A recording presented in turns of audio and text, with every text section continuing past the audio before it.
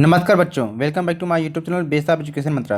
प्यारे बच्चों, आज की इस वीडियो में हम बात करने वाले क्लास 11th की हिस्ट्री में चैप्टर नंबर 2, जिसका नाम है लेखन कला और शहरी जीवन। यानी प्यारे बच्चों, इस चैप्टर को हम एक स्टोरी के माध्यम से समझने वाले हैं। यानी इस वीडियो को पूरा अंत तक देखिएगा, जिससे इस सारे चैप्टर को बहुत ही आसानी से समझ लें। और वीडियो को लाइक शेयर जरूर करें, और चैनल पर नए हैं तो चैनल को सब्सक्राइब करें, जिससे जो भी आपकी क्लास से संबंधित वीडियो अपलोड की जाए आपको आसानी से मिल सके। तो चलिए हम शुरू करते हैं अपनी वीडियो को। और इस वीडियो की अगर आपको पीडीएफ चाहिए तो हमारे टेलीग्राम ग्रुप को ज्वाइन करें, जिसका नाम है बेस ऑफ एजुकेशन मंत्रा। ठीक है, तो वीडियो को पूरा अंत तक जरूर देखें, जिससे सारे चीज़ को जो समझाया गया चित्रों के माध्यम से आप सही प्रकार से समझ सकें। क्योंकि इस चैप्टर में क्या है, हर एक मेन पॉइंट को अलग अलग कलर से आपको दिखाया गया, चित्रों के माध्यम से समझाया गया है, जिससे इस चैप्टर को बहुत ही आसानी से आप समझ सकते हैं। ठीक है बच्चों, तो जैसा कि आप सभी जानते हैं, हमेशा की तरह इस चैप्टर में भी ऐसा ही करने वाले हैं। यानी कि इस अध्याय में हम किन किन बिंदुओं पर चर्चा करने वाले हैं। मेसोपोटामिया का अर्थ क्या है इसको देखेंगे, और मेसोपोटामिया की सभ्यता क्या है इसको हम जानेंगे। और मेसोपोटामिया के बारे में जो जानकारी है, यानी जो जानकारी मिलती है उसके कौन कौन से ऐतिहासिक स्रोत है उसको देखेंगे। मेसोपोटामिया की जो भौगोलिक स्थिति है इसके बारे में देखेंगे। और शहरीकरण का महत्व क्या है, शहरों में माल की आवाजाही क्या है या किस प्रकार होती है उसको भी समझेंगे। लेखन कला का विकास कब हुआ और इसकी लेखन प्रणाली क्या थी इसको भी देखेंगे।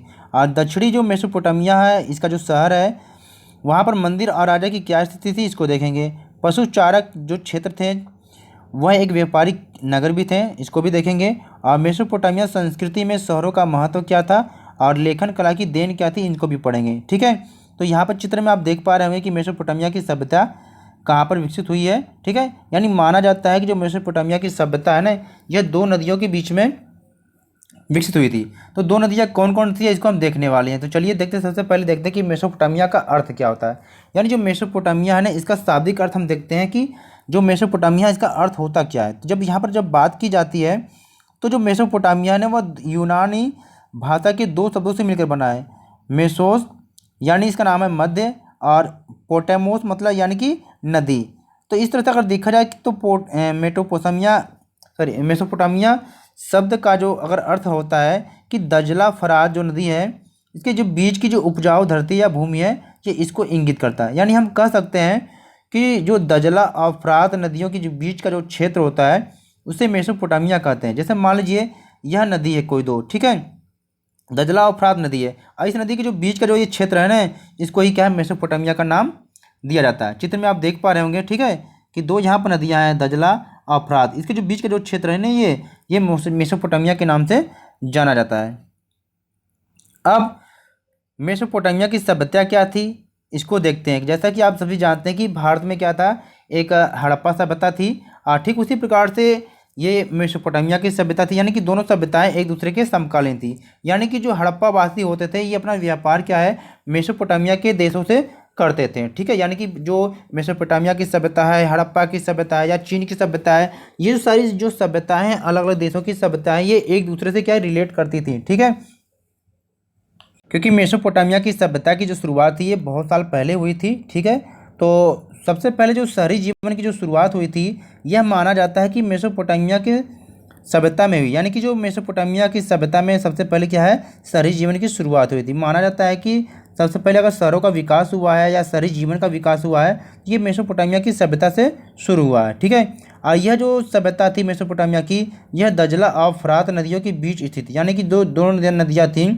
दजला और फरात, और इस नदियों के जो बीच का जो क्षेत्र है ना, इसको मेसोपोटामिया के नाम से जानते हैं। और ये भी कहा जाता है कि यह जो मेसोपोटामिया थी यह इराक में स्थित, यानी कि जो इराक का एक भाग था जिसको हम मेसोपोटामिया के नाम से जानते हैं। और साथ ही साथ मेसोपोटामिया की जो सभ्यता है यह क्या, अपनी संपन्नता, शहरी जीवन, विशाल एवं समृद्ध साहित्य, गणित और खगोल विद्या के लिए क्या है, ये फेमस थी। यानी कि जो मेसोपोटामिया सभ्यता के जो लोग थे, वहाँ के रहने वाले लोग थे, वो काफ़ी संपन्न थे, यानी कि धनी थे, उनका जो जीवन स्तर था काफ़ी ऊंचा था। तो जिसके कारण वो अपनी शहरी जीवन के लिए या विशाल सभ्यता के लिए और समृद्धि के लिए क्या ये जाने जाते थे। और सबसे पहले गणित या खगोल विद्या के लिए क्या ये प्रसिद्ध थे। अब खगोल विद्या क्या होता है, जैसे मान लीजिए ये जो पृथ्वी होती है, तो ये पृथ्वी की जो चारों तरफ या वायुमंडल का जो, यानी कि पृथ्वी या उसके वायुमंडल की चारों तरफ की जो जानकारी प्राप्त करने वाले को खगोल विद्या कहा जाता है, ठीक है, या खगोल शास्त्री भी कहा जाता है। अब यहाँ पर एक चीज़ आप जानेंगे कि जो मेसोपोटामिया की सभ्यता है ना, उसके जो शहरी की जो दक्षिणी भाग है इसको सुमेर और अक्कद कहते थे, ठीक है। आप यहाँ पर देखो जो बच्चों मेन में जो पॉइंट है ना, इसको आप नोट करते चलें, क्योंकि देखो एग्जाम में क्वेश्चन यहीं से बनते हैं। यानी इसमें वही सारे पॉइंट रखा गया है जो आपके एग्जाम के दृष्टिकोण से महत्वपूर्ण है। यानी आपके एनसीईआरटी की किताब में तो बहुत सारी चीज़ें दे रखा है, लेकिन हमें जो क्वेश्चन जहाँ से पूछा जाएगा वो पॉइंट आपको यहाँ पर रखा गया है, ठीक है। तो सबसे पहले कि मेसोपोटामिया के जो शहरी की दक्षिणी भाग था इसको सुमेर और अक्कद कहते थे, ठीक है। और 2000 ईसा पूर्व के बाद जब बेबीलोन एक महत्वपूर्ण शहर बन गया तब इस भाग को क्या है, बेबीलोनिया कहा जाने लगा, ठीक है। अब यहाँ पर एक चीज़ ध्यान देना आपको है कि इस प्रदेश के जो प्रथम ज्ञात भाषा थी जिसका नाम था सुमेरियन, यानी कि इसको सुमेरी भाषा कहते थे, ठीक है। यानी मेसोपोटामिया की जो सबसे पहली जो प्रथम ज्ञात भाषा थी इसका नाम क्या था, सुमेरियन। तो इसको इस पॉइंट को भी आप क्या नोट करके रख लेंगे, कभी एग्जाम में आपसे पूछा जा सकता है। चलिए आगे देखते हैं। अब यहाँ पर ध्यान देना कि जब अक्कदी भाषी लोग यहाँ पर आए तब क्या हुआ कि अक्कदी ने क्या किया कि धीरे धीरे सुमेरी भाषा का स्थान ले लिया। जैसे अभी हमने देखा था कि सबसे पहले यहाँ पर सुमेरी भाषा थी, तो कोई जरूरी नहीं कि जो सुमेरी भाषा थी ये हमेशा के लिए यही भाषा यहाँ पर रह जाएगी। तो धीरे धीरे यहाँ पर जब अक्कदी लोग आए तो यहाँ की जो भाषा अक्कदी हो गई, आइए सुमेरी भाषा का स्थान ले ली। अब फिर क्या हुआ, इसके बाद अरामाइक भाषा का भी प्रयोग होने लगा, जिसको क्या लगभग क्या ये हिब्रू से मिलती जुलती भाषा थी। कौन सी, अरामाइक भाषा।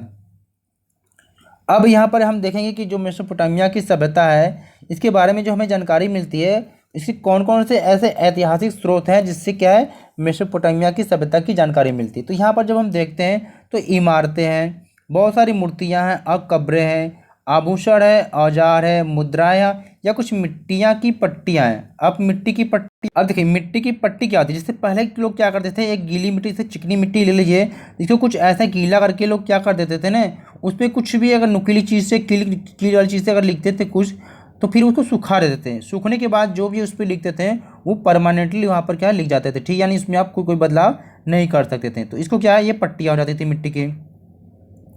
कुछ इसी प्रकार से लिखित दस्तावेज थे जो मेसोपोटामिया की जानकारी के ऐतिहासिक स्रोत माने जाते थे। जैसे मूर्ति आप मान लीजिए, ठीक है, मूर्ति है, या कुछ ऐसे जो मिट्टी की पट्टी थी। अब यहाँ पर जो मेसोपोटामिया की सभ्यता थी इसकी भौगोलिक स्थिति को देखते हैं। यानी भौगोलिक स्थिति का मतलब है, जैसे अगर इसको हम 4 पार्ट में अगर करते हैं, ठीक है, तो जैसे कि आप सभी जानते हैं कि जहाँ पर आप खड़े हुए हैं तो यहाँ का जो ऊपर का पार्ट होता है इसे उत्तर बोलते हैं, नीचे का पार्ट दक्षिण हो गया, ये आपका पूरब, ये पश्चिम। तो यहाँ पर ये आपको ध्यान रखना है कि जो मेसोपोटामिया की सभ्यता है वो उत्तर में कहाँ तक फैली हुई थी, दक्षिण में क्या था, पूर्व में, पश्चिम में क्या था। यानी इसकी भौगोलिक स्थिति के बारे में हम समझने वाले हैं, ठीक है।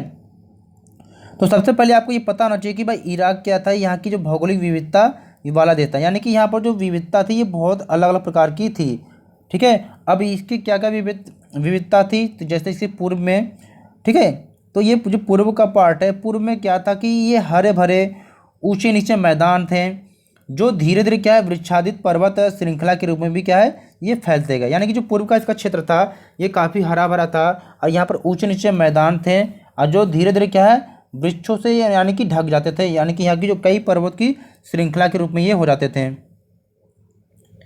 और यहाँ स्वच्छ झरने तथा जंगली फूल भी थे। देखिए यहाँ पर क्या था ना कि एक स्वच्छ झरना था और जंगली फूल था और यहाँ पर जो पर्याप्त मात्रा में क्या है बारिश होती थी, ठीक है। और यह जो अच्छी फसल के लिए भी एक पर्याप्त वर्षा हो जाती थी। यानी यहाँ पर क्या है एक अच्छी फसल के लिए क्या यहाँ पर पर्याप्त वर्षा हो जाती थी।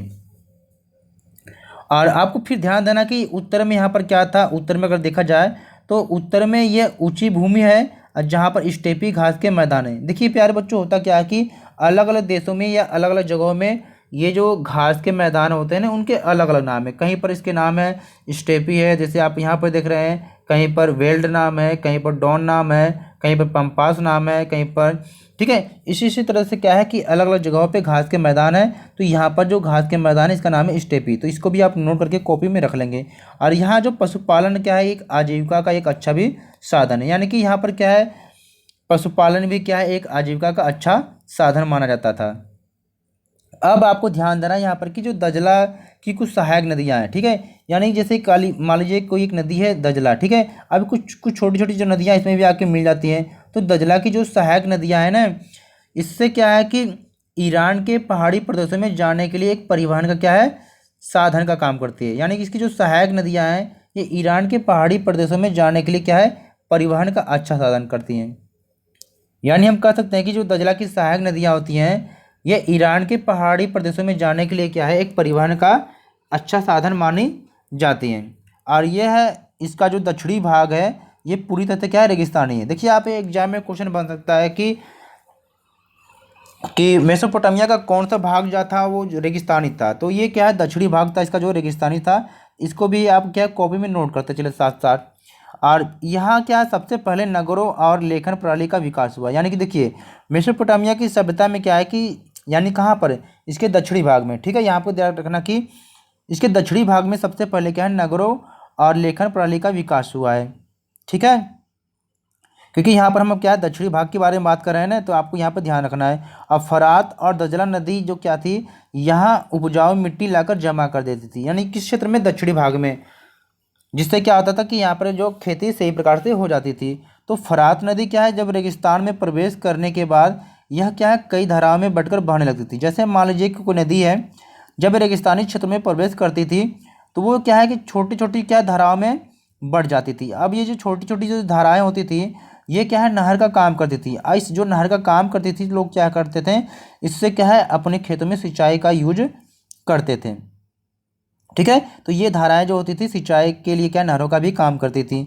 और इसमें क्या गेहूँ है, जौ है, मटर है और मसूर के खेतों में क्या सिंचाई की जाती थी। किससे, इन जो ये धाराएं थी, ठीक है, इससे क्या है खेती के अतिरिक्त क्या है, यहाँ पर बहुत सारे लोग क्या है, भेड़ बकरियाँ या स्टेपी जो घास के मैदानों थे और जो पूर्वोत्तरी मैदानों तथा पहाड़ों की ढालों पर क्या है, पाली जाती थी। यानी कि जो बहुत सारे लोग ऐसे हैं जो पशुपालन का भी काम करते थे, भेड़ बकरियाँ, तो वो कहाँ पर पालते थे, जो स्टेपी की घास के मैदान थे या पूर्वोत्तरी जो मैदान थे तथा पहाड़ों की जो ढालों पर ये क्या पालते थे। आगे देखते हैं। अब यहाँ पर क्या है कि शहरों का यानी कि शहरीकरण कब, यानी शहरों का विकास कब हुआ, यानी शहरीकरण का महत्व किस प्रकार से है, तो चलिए इसको देखते हैं। तो जैसा कि आप जानते हैं कि बस शहरों और नगरों में लोग क्या है, बड़ी संख्या में नहीं रहते थे। यानी कि जो पहले लोग रहते थे वो कहाँ पर रहते थे, वो गाँव में सबसे ज़्यादा मात्रा में रहते थे, ठीक है।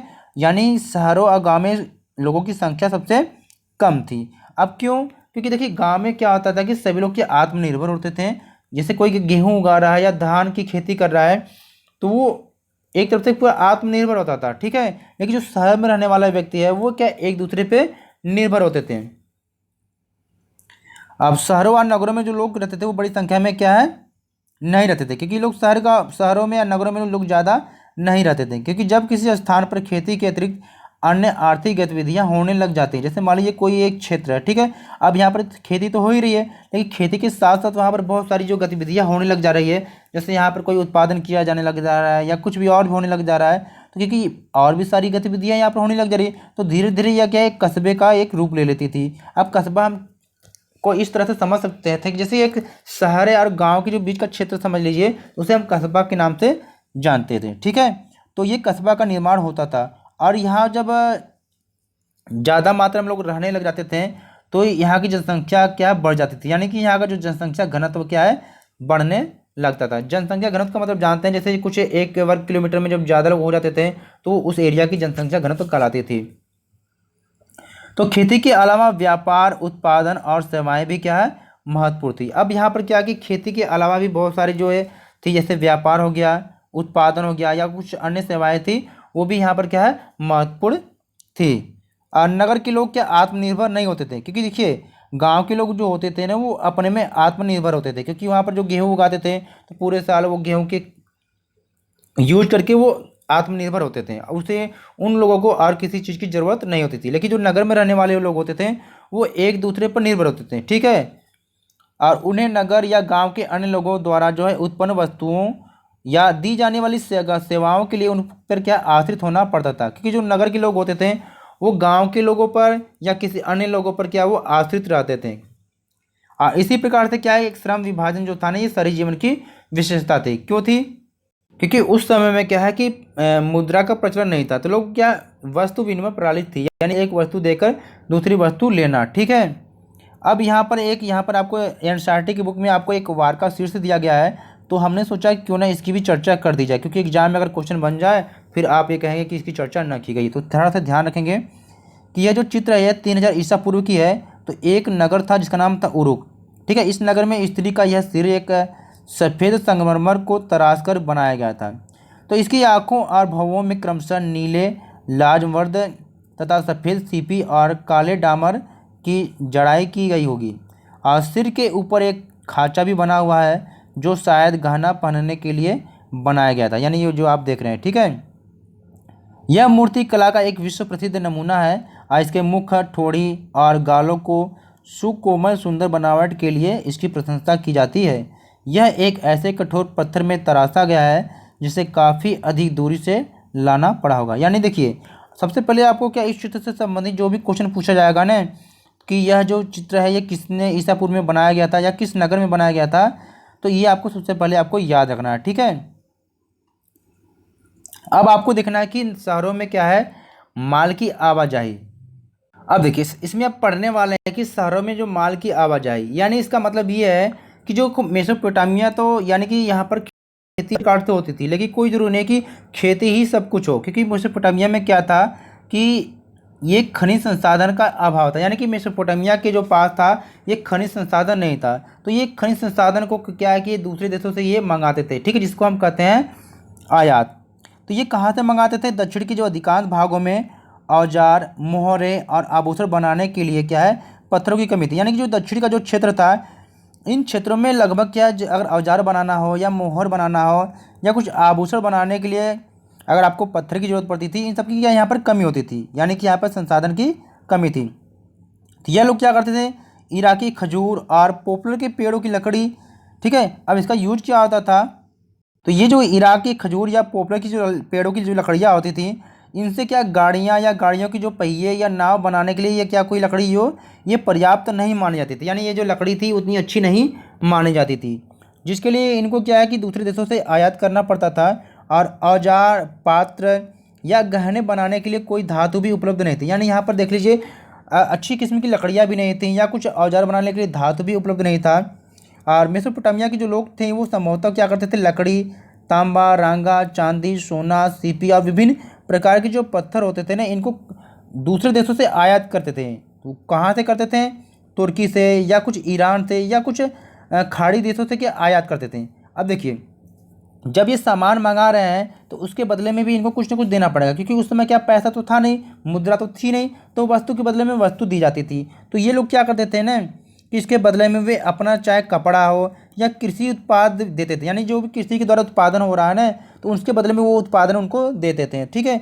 अब देखिए उस समय क्या होता था, अगर अब उसको सारे घोड़ों पर लाकर कई किलोमीटर तक दूर ले जाया जाए तो ये भी संभव नहीं, कि घोड़े भी थक जाएंगे तो उनके लिए भी खाने पीने की व्यवस्था करनी पड़ जाएगी। तो उस समय क्या है, जो जल मार्ग था एक अच्छा साधन माना जाता था, सस्ता साधन माना जाता था, ठीक है। तो उस समय व्यापार के लिए लोग क्या है, जल मार्ग का यूज करते थे, ठीक है।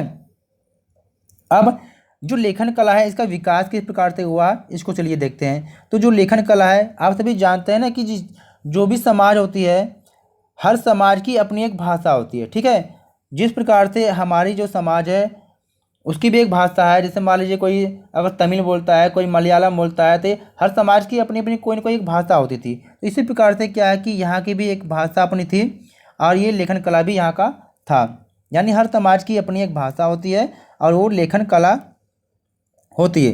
तो भाषा को जिस विधि से लिखा जाता था ना, उसे लिपि की संज्ञा दी जाती थी। जैसे आप सभी जानते हैं कि हम यहाँ पर जो भी लिपि का यूज कर रहे हैं, ये कौन सी लिपि है, तो ये देवनागरी लिपि है। ठीक उसी प्रकार से हर भाषा की कोई न एक क्या लिपि होती है। जैसे अगर बोल रहे हैं तो ये कोई भाषा थोड़ी हो गई, ये तो मौखिक हो गई।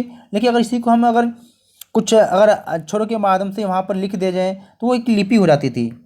तो इस प्रकार से भाषा को जिस भी विधि से लिखा जाता था उसे लिपि की संज्ञा दी जाती थी। जिस प्रकार से मान लीजिए कि अगर मेसोपोटामिया में जो अगर पहली पट्टिकाएँ पाई गई थी वे लगभग 3200 ईसा पूर्व की है।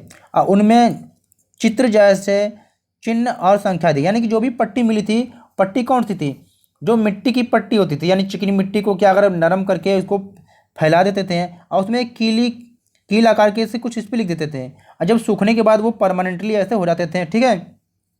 तो उसकी यानी कि मिट्टी की पट्टी बनाने की ज़रूरत क्यों पड़ी, क्योंकि लोगों को मानना था, क्योंकि हर एक चीज़ें क्या थी वो लंबे समय तक वो याद नहीं रह सकते थे। मान लो 1 साल हो गया, 2 साल हो गया, तो जब लंबे समय तक उनको याद करने के लिए एक क्या है मिट्टी की पट्टी बनानी पड़ती थी, जिसपे वो क्या है गीली मिट्टी पर वो सारी चीज़ें अब लिख देते थे, ठीक है, कि सूखने के बाद वो परमानेंटली उसको क्या है याद कर सकें। तो इसी प्रकार से क्या था कि वो बहुत सारे जो चिन्ह थे, चित्र थे, चिन्ह और संख्याएं दी गई थी, जिसमें से क्या कुछ बैलों के थे, कुछ मछलियां थी और रोटियों आदि की जो लगभग क्या है 5,000 जो क्या है सूचियाँ मिली हैं, ठीक है। अब मेसोपोटामिया के जो लोग होते थे वो मिट्टी की पट्टिकाओं पर लिखते थे, जब ये जो अभी हमने चर्चा किया है, क्योंकि वे अपना हिसाब किताब तथा साहित्य इन्हीं पट्टिकाओं पर लिखते थे।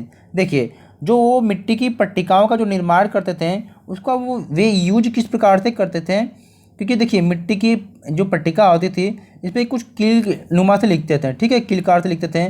तो जब सूखने के बाद वो परमानेंटली वहाँ पर वो अक्षर वहाँ पर लिख जाते थे। तो इसका जो यूज वो करते थे वो हिसाब किताब को क्या है या साहित्य को लिखने के लिए वो करते थे, ठीक है। यहाँ पर जो बताया गया कि भाई उनकी जो लिपि थी ना वो कीलकार की लिपि थी, ठीक है ना, कीलाकार की लिपि थी। तो इसको आप नोट करेंगे। देखिए कभी कभी एग्जाम में आपसे पूछा जा सकता है कि हाँ इन लोगों की जो लिपि क्या थी, तो कीलाकार लिपि थी।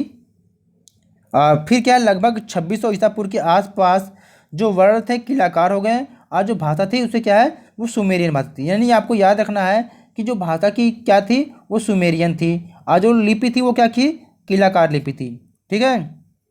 लेकिन अब क्या है लेखन का जो इस्तेमाल केवल हिसाब किताब के लिए नहीं अभी तो बहुत सारे शब्दों यानी कि शब्दकोश बनाने, भूमि के हस्तांतरण तथा राजा के कार्यों का वर्णन करने के लिए भी किया जाने लगा। देखिए पहले क्या होता था कि जो लिपि का जो यूज होता था या भाषा का जो यूज होता था यानी लिखने का या लेखन कला का जो यूज होता था केवल हिसाब किताब करने के लिए होता था। लेकिन अभी तो क्या है बाद में क्या हुआ कि कुछ शब्दकोश यानी कि शब्दकोश के लिए भी होने लगा, शब्दकोश के लिए भी लोग करने लगे। और जैसे अगर एक भूमि क्या है दूसरी भूमि को अगर बेची जा रही है इसका जो लिखित रूप में लिखने के लिए इसका भी यूज होने लगा।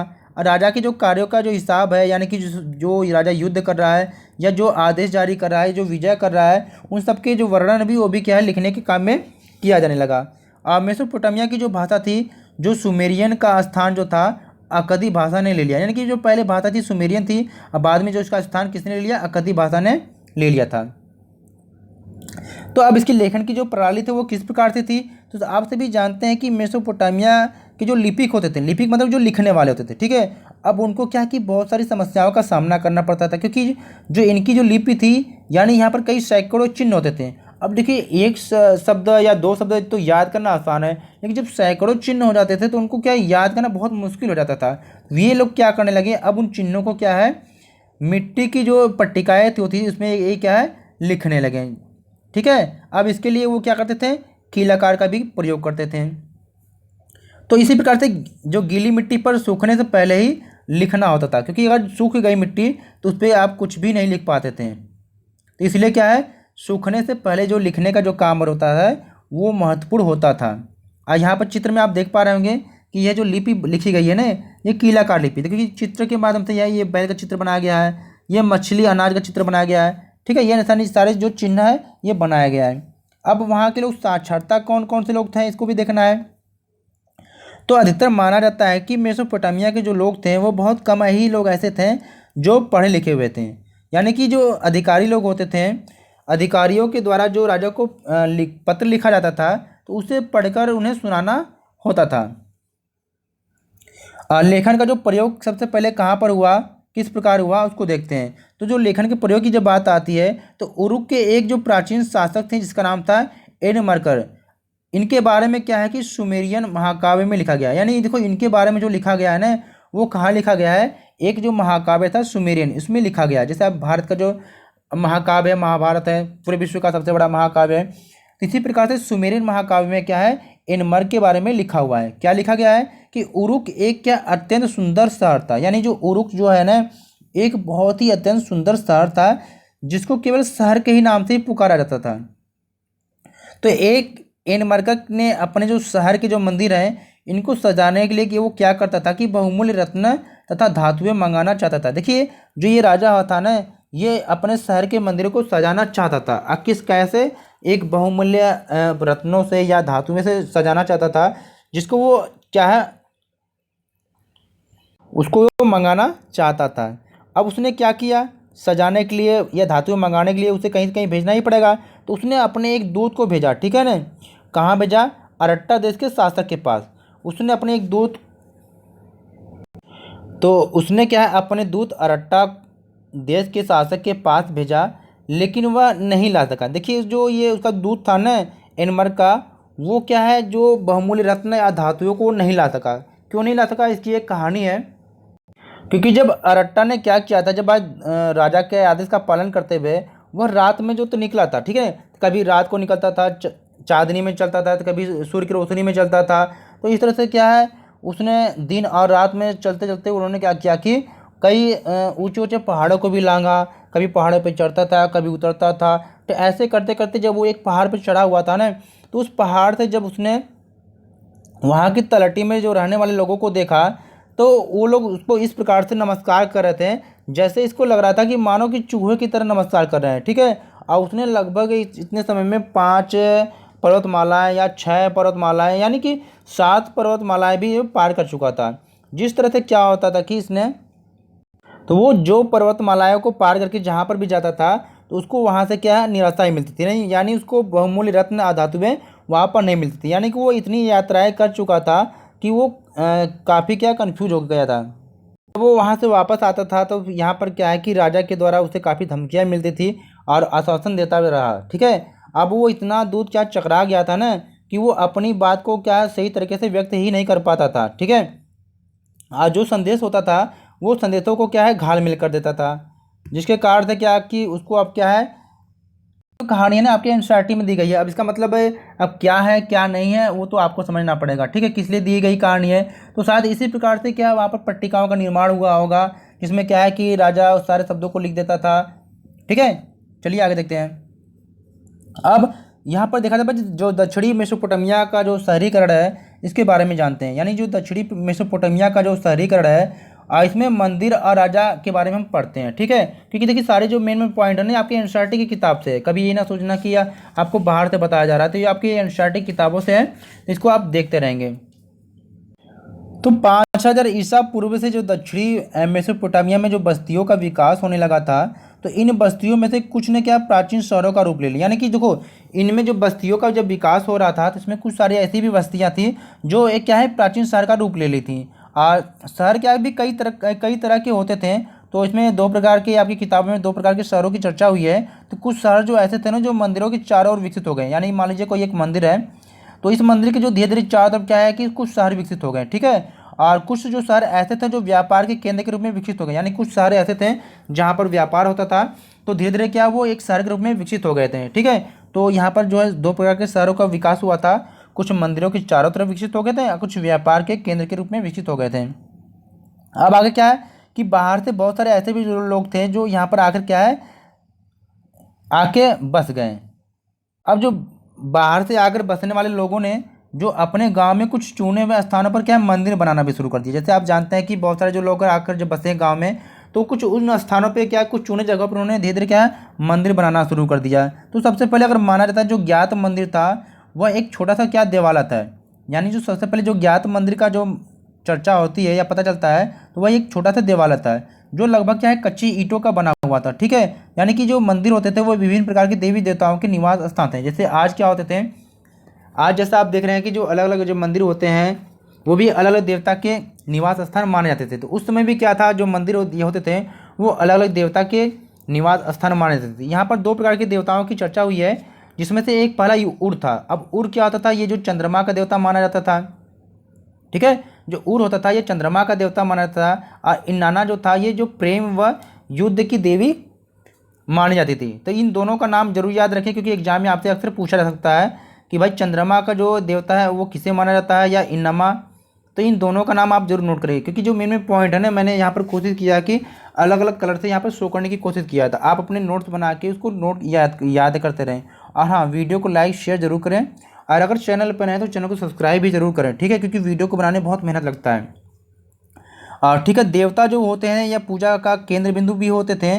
और लोग क्या करते थे देवी देवता के लिए लोग क्या अन्न दही और मछली का भी यानी मछली भी लाते थे। अब मंदिर ने क्या धीरे धीरे किया कि एक संस्था के रूप ले लिया। यानी जो पहले मंदिर थी अब मंदिर क्या है, धीरे धीरे एक संस्था का रूप ले ली थी। जमीन के उपजाऊपन होने के बावजूद भी जब फरात नदी में ज़्यादा पानी बह आता था, जिसके कारण फसल डूब जाती थी। जैसे मान लीजिए कोई अगर नदी है, यानी जो जमीन का भी कोई भी अगर उपजाऊपन जो होता था, लेकिन अगर वहाँ पर अगर ज़्यादा पानी मात्रा में अगर पानी आ जाती थी तो वह क्या है, फसल डूब जाती थी। अब फसल डूबने के कारण क्या होता था कि लोगों को हानि होती थी, क्योंकि जब फसल डूब जाती थी तो उनकी फसल बर्बाद हो जाती थी, जिसके कारण क्या है, उनको बहुत काफ़ी नुकसान होता था। और कभी कभी ऐसा भी होता था कि नदियों के जो अगर मार्ग बदल जाते थे, यानी जैसे कोई नदी है उसका मार्ग दूसरी तरफ बदल गया, तो इससे क्या है, पानी जो है आगे तक नहीं पहुंच पाता था, जिससे क्या सूखा सूखा होने के बाद भी क्या है, उनकी फसल बर्बाद हो जाती थी। तो इसी प्रकार से मेसोपोटामिया के इतिहास में गांव क्या है, समय समय पर पुनः स्थापित होने लगे, यानी कि विस्थापित होने लगे। तो जो लोग क्या करते थे, जहाँ पर सूखा पड़ता था उस गांव को छोड़ के लोग दूसरी जगह चले जाते थे, इसको कहते हैं विस्थापित। ठीक है। फिर उसी प्रकार से उरुक नगर की जो रक्षा के लिए उसके चारों ओर क्या किलेबंदी भी की गई थी, और स्थानीय लोगों को मंदिर तथा राजा का काम करना भी पड़ता था, जिसके लिए उन्हें अनाज कपड़े मिलते थे। यानी कि बहुत सारे जो लोग होते थे उनको क्या है, उनको राजा का काम करना पड़ता था और मंदिरों का भी काम करना पड़ता था, जिसके बदले में उन्हें अनाज और कपड़ा मिलता था। और ये लोग क्या करते थे कि पत्थर खोदने, धातु खनिज निकालने, ईंट बनाने के काम में क्या है, ये लगे रहते थे।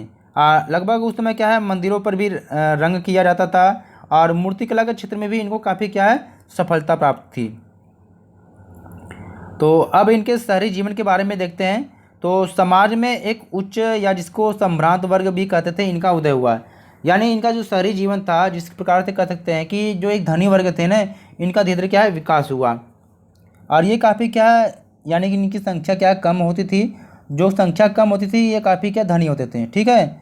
और धीरे धीरे ये संपन्न भी थे, और धन दौलत इनके पास कुछ ज़्यादा ही थी, और इनके पास बहुमूल्य चीज़ें पाई गई हैं, जैसे आभूषण हो गया, सोने के पात्र हो गए, सफ़ेद सीपिया, लाजवर्द, जड़े हुए लकड़ी के वाद्य यंत्र। ठीक है। और ये क्या, ये सब चीज़ें कहाँ से मिली हैं, ये राजा और रानियों की कुछ बड़ी कब्रों या समाधियों से प्राप्त हुए हैं। ठीक है। मेसोपोटामिया के जो समाज में ये एकल परिवार को ही आदर्श माना जाता था। यानी कि जो मेसोपोटामिया की सभ्यता थी, यानी जो यहाँ का समाज था, वहाँ पर क्या एक एकल परिवार, यानी कि एकल परिवार प्रचलित थी। विवाह के दौरान जो वर वधू होते थे ये एक दूसरे को क्या है, उपहार देते थे, और एक साथ बैठकर भोजन भी करते थे। और पिता का जो घर होता था या खेत या पशुधन, तो ये क्या उनके पुत्रों को मिलता था, जैसे आज आप देख रहे हैं। तो मेसोपोटामिया में कुछ ऐसे भी नगर थे जहाँ पर क्या टेढ़ी मेढ़ी पतली गलियाँ भी थीं, जिससे अनाज के बोरे को क्या है, गधों पर लाद कर लाए जाते थे। क्योंकि देखो, जब गलियाँ जब पतली होती थी, टेढ़ी मेढ़ी होती थी, तो वहाँ से क्या है कि गधों के द्वारा क्या वहाँ पर माल को लाया जाता था। लगभग लोगों के बीच में अंधविश्वास भी होता था कि क्योंकि लोग करते क्या थे कि जो कूड़ा होते थे वो गलियों में डाल देते थे। जैसे मान लीजिए ये मकान, इधर इधर मकान है, तो लोग कूड़ा को क्या है, गलियों में क्या है, फेंक देते थे। अब जैसे गली में कूड़ा फेंकते फेंकते क्या वहाँ पर उसकी ऊंचाई ज़्यादा हो जाती थी, तो लोगों के मकान क्या नीचे पड़ जाते थे। ठीक है। तो लोगों को क्या है, मकान ऊँचा करना पड़ता था। तो लोगों के बीच में अंधविश्वास भी था घरों को लेकर, कि मानते थे कि भाई जिसकी अगर घर की जो द्वार होंगे अगर ऊंचे होंगे तो वो अच्छे होंगे, संपन्न होंगे। तो पशुचारक क्षेत्र में एक व्यापारिक नगर, जिसको हम कह सकते हैं कि पशुचारक क्षेत्र और व्यापारिक नगर। ठीक है। तो चलिए देखते हैं क्या है। यानी कि 2000 ईसा पूर्व के बाद जो एक जो शहर था, नगर था, वो मारी नगर था। एक क्या है, शाही राजधानी के रूप में खूब फला फूला। यानी कि जो मारी नगर था ना, ये एक शाही राजधानी के रूप में फला फूला। तो मारी नगर दक्षिण के उस मैदानी भागों में स्थित नहीं है जहाँ खेती की पैदावार भरपूर होती थी। यानी कि देखिए, ये जो मारी नगर जो था ना, ये इस जगह पर नहीं था कि जहाँ पर खेती के लिए पैदावार खूब अच्छी हो।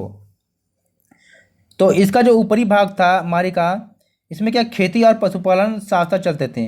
तो मारी राज्य में वैसे तो किसान और पशुचारक दोनों ही तरह के लोग होते थे, लेकिन जो अधिकांश भाग होता था इस पर क्या भेड़ बकरी चराने के लिए क्या लोग हैं, भेड़, यानी कि भेड़ बकरी चराने का ही काम लोग करते थे। तो पशुचारकों को जब अनाज, धातु और औजार आदि की जरूरत पड़ती थी, तब वे अपने पशुओं तथा उनको क्या है, चमड़ा तथा मांस देना पड़ता था। ठीक है, उनको चमड़ा तथा मांस देना पड़ता था। तो पशुओं की जो गोबर होती थी ना, इनसे जो बनी खाद किसानों के लिए बहुत ही उपयोगी होती थी। यानी जो पशु पशु पालक होते हैं, यानी जो पशुओं को चराते थे, वो क्या करते थे, वो जब लोगों के खेतों में ले जाते थे तो उनके पशुओं से जो गोबर मिलती थी उसको क्या किसानों के लिए एक तरफ से खाद का काम करती थी, ठीक है। या जो पशुपालक होते थे वो क्या करते थे, लोगों को जब अनाज, क्योंकि देखो अनाज, धातु, ये औजार की जब इनकी ज़रूरत पड़ती थी तो जिसके लिए वो क्या करते थे, पशुओं को चमड़ा तथा मांस भी देते थे। जो पशुपालक होते थे वो खेती नहीं करते थे, तो वो किसानों से अनाज लेते थे, कुछ औजार लेते थे, तो उसके बदले में क्या उन्हें क्या है, चमड़ा तथा मांस देना पड़ता था, ठीक है। अब बहुत सारी ऐसी बातें हैं कि भाई जैसे किसान जो लोग होते थे, ये गड़ड़ियों के बीच में कई बार इन दोनों के बीच में झगड़ा होता था, यानी कि किसान और पशुपालकों के बीच में कई बार झगड़ा हो जाता था। कारण क्या था कि कई बार ये जो पशुपालक होते थे ये अपने भेड़े बकरियों को लेकर क्या है, जब पानी पिलाने के लिए वो जब जाते थे तो किसानों के जो बोए जो खेत होते थे ना उनके बीच से होकर गुजरते थे, जिससे क्या होता था कि उनकी किसानों की जो फसल है ये बर्बाद हो जाती थी। कभी कभी ऐसा होता था कि ये गड़रिये जो होते थे ये खाना बदोश होते थे। अब खाना बदोश क्या होता था, क्योंकि वो एक जगह पर अस्थायी रूप से निवास नहीं करते थे, आज यहाँ पर होते थे तो कल दूसरी जगह पर चले जाते थे, इसलिए क्या ये एक जगह से दूसरी जगह पर घूमते रहते थे। और कई बार होता था कि ये किसानों के गाँव पर भी हमला बोलकर उनके सारे जो सामान होता था इकट्ठा उसको वो लूट लेते थे, ठीक है। तो कई बार ऐसा भी होता था कि बस्तियों में जो रहने वाले लोग भी होते थे वो इनके जो है इनके जो पशु चारकों की इनका रास्ता भी रोक देते थे और नदियों तक इनको जाने नहीं देते थे, क्योंकि नदी तक जाकर ही अपने पशुओं को पानी पिलाते थे, तो इसलिए वो सारे किसान जो लोग होते थे इनका भी रास्ता रोक लेते थे। और ये जो गडरिये होते थे इनका जो समूह होता था, ये फसल काटने वाले मजदूर एवं भाड़े के सैनिकों के रूप में भी आते थे कभी कभी, तथा यहाँ पर समृद्ध होकर यहीं बच जाते थे। यानी कि देखिए जो पशु चारक जो होते थे तो इनको कभी कभी फसल काटने के लिए मजदूर के रूप में बुलाया जाता था, या भाड़े के रूप में, सैनिक के रूप में भी ये इनको बुलाया जाता था। और जब ये यहाँ पर आते थे तो यहाँ पर समृद्ध यानी इनकी स्थिति अच्छी हो जाती थी और वो यहीं पर बस जाते थे। तो मारी के जो राजा होते थे जिसका नाम है कि एमोराइट, ये क्या, जो मारे के जो राजा थे ये एमोराइट समुदाय के थे और उनकी पोशाक जो होती थी यहाँ के जो मूल निवासियों से अलग होती थी, ठीक है। तो मेसोपोटामिया की जो देवी देवता होते थे, देवी देवताओं के साथ इन्होंने क्या स्टेपी क्षेत्र के देवता डैगन के लिए भी क्या मारी नगर में एक मंदिर बनवाया था। यानी कि जो मेसोपोटामिया के जो देवी देवता होते थे इनके साथ साथ जो क्या था स्टेपी क्षेत्र के जो देवता थे जिनका नाम था डैगन था, इनके लिए भी क्या लोग मारी में क्या है एक मंदिर का निर्माण करवाए थे। अब मारी के जो राजा थे ये पशु चारकों पर काफ़ी नज़र रखते थे और वो उनसे सावधान भी रहते थे, सतर्क भी रहते थे। राजाओं और अधिकारियों के पत्रों से यह पता चलता है कि वो किस प्रकार से चरवाहों पर क्या है इनकी गतिविधियों पर नज़र रखते थे। तो मारीनगर एक महत्वपूर्ण व्यापारिक स्थल था जहाँ से होकर लकड़ी, तांबा, रांगा, तेल, मदिरा और अन्य चीज़ें भी क्या है नाव के रास्ते से तीन नाव से क्या फरात नदी के रास्ते तुर्की, सीरिया और बेबीलोन ले जाते थे, ठीक है। अम्मारी के जो अधिकारी होते थे यह जलपोत पर जाकर सामान की जांच भी करते थे और जैसा इनको लगता था वैसा वो टैक्स भी वसूलते थे। अब कुछ पट्टिकाओं में क्या है साइप्रस के द्वीप अलासिया से जो आने वाले जो तांबे हैं इसका भी उल्लेख मिलता है, ठीक है। इन कौन से, साइप्रस के द्वीप अलासिया से। अब मेसोपोटामिया की जो संस्कृति में जो शहरों का महत्व था इसके बारे में भी जान लेते हैं। तो जो मेसोपोटामिया की संस्कृति थी यानी यहाँ के जो मेसोपोटामिया वासी जो थे ये शहरी जीवन को अधिक महत्व देते थे और यहाँ अनेक समुदाय एवं संस्कृतियों के लोग भी साथ साथ रहते थे और मेसोपोटामिया के लोगों को अपने नगरों पर बहुत अधिक गर्व भी था। इसका वर्णन गिलगेमिस महाकाव्य के अंत में मिलता है, यानी यहाँ का एक महाकाव्य है गिलगेमिस तो उसमें मिलता है। तो लेखन कला की देन क्या थी, तो मेसोपोटामिया की दुनिया को सबसे बड़ी देन थी कालगणना और गणित की, यानी कि सबसे पहले जो कालगणना या गणित का जो ज्ञान हुआ था वो मेसोपोटामिया की ही देन थी। माना जाता है कि 1800 ईसा पूर्व के आसपास की कुछ जो पट्टिकाएँ मिली हैं जिनमें गुणा, भाग या वर्गमूल तथा ब्याज की जो कई सारणियाँ मिली हैं, तो इससे माना जाता है कि सारी जो इसकी जो शुरुआत है मेसोपोटामिया से हुई है। या बहुत सारी ये जानकारी मिलती है कि भाई पृथ्वी की जो चारों तरफ चंद्रमा की परिक्रमा की जाती है जिसकी जानकारी भी हमें क्या है मेसोपोटामिया वासियों से ही मिला है, ठीक है। तो यहाँ पर हमने इस चैप्टर को पूरी कंप्लीट कर लिया है। तो वीडियो को लाइक शेयर जरूर करें और ये जो वीडियो थी ये क्लास 11 के स्टूडेंट के लिए थी क्योंकि ये स्कूली शिक्षा के लिए थी, ठीक है। क्योंकि ये जो एनसीईआरटी बुक में जो दिया गया है मेन पॉइंट, उम्मीद करते हैं कि वीडियो आपको अच्छी लगी होगी। वीडियो को लाइक और दोस्तों के साथ शेयर करें और चैनल पर आए तो चैनल को सब्सक्राइब जरूर करें और कमेंट में जरूर बताएं कि आपको वीडियो कैसी लगी। अगर इस वीडियो में जो भी कमी रह गई है तो उसे कमेंट में जरूर बताएं, आगे के वीडियो में इसको सुधार करने की कोशिश की जाएगी। ठीक है प्यारे बच्चों, नमस्कार।